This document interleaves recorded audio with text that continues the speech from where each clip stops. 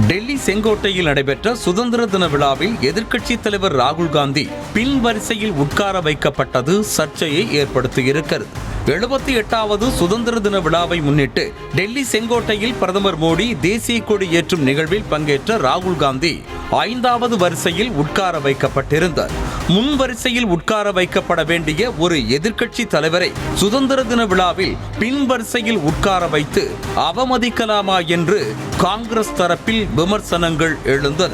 இதனையடுத்து சுதந்திர தின விழா கொடியேற்றும் நிகழ்வு மற்றும் இருக்கைகளுக்கான ஏற்பாடுகளை செய்த பாதுகாப்புத்துறை பாரிஸ் ஒலிம்பிக்கில் பதக்கம் வென்ற வீரர்களை கௌரவிப்பதற்காக அவர்கள் முதல் சில வரிசைகளில் உட்கார வைக்கப்பட்டதாகவும் அதனால்தான் ராகுல் காந்தி 5வது வரிசையில் உட்கார வைக்கப்பட்டதாகவும் ஆனால் அதுவும் நெறிமுறைப்படியே நடந்துள்ளதாகவும் விளக்கமளித்துள்ளது.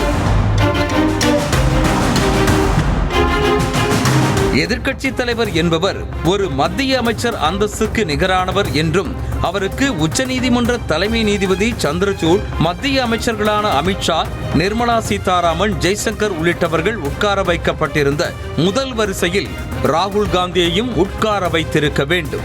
அதுதான் சுதந்திர தின விழா நெறிமுறை என்றும் தெரிவிக்கப்படுகிறது.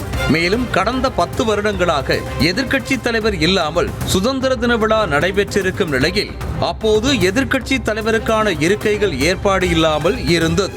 அதனால் இந்த முறையும் அதே நெறிமுறைகள் பின்பற்றப்பட்டதா என்ற கேள்வியையும் எதிர்க்கட்சிகள் எழுப்புகின்றன. ராகுல் காந்தியை பின் வரிசையில் உட்கார வைத்ததன் மூலம் ஜனநாயகத்தின் பாரம்பரிய நடைமுறைகளை அவமதித்துள்ளார் என்றும் அது மோடியின் சிறுபிள்ளைத்தனத்தை காட்டுவதாக இருப்பதாகவும் காங்கிரஸ் பொதுச் செயலாளர் KC வேணுகோபால் விமர்சித்திருக்கிறார். ராகுல் காந்தி அக்னிவீர் பற்றி பொய்களை அம்பலப்படுத்தியதற்காக 5வது வரிசையில் உட்கார வைத்து பாதுகாப்புத்துறை அமைச்சர் ராஜ்நாத் சிங் பழி வாங்குகிறாரா என்று கேள்வி எழுப்பியிருக்கும் காங்கிரஸ் கட்சியின் ஊடகத் தலைவர் பவன் கேரா ராகுல் காந்தி மீது காட்டப்படும் இது போன்ற சிறுமைத்தனங்களால் மக்களின் மனங்களில் பெரிதும் இடம் பிடிப்பார் என்று தெரிவித்திருக்கிறார். அரசு விழாக்களில் எதிர்க்கட்சி தலைவர் பின் வரிசையில் உட்கார வைக்கப்படும் நிகழ்வுகளுக்கு தரப்படும் விளக்கங்கள் ஒரு பக்கம் இருந்தாலும் ஜனநாயக அமைப்பின் மரபுகளை கடைபிடிக்க வேண்டியது அவசியமானதாகவே பார்க்கப்படுகிறது. செய்திகளை உடனுக்குடனும் துல்லியமாகவும் தெரிந்து கொள்ள சப்ஸ்கிரைப் பண்ணுங்க.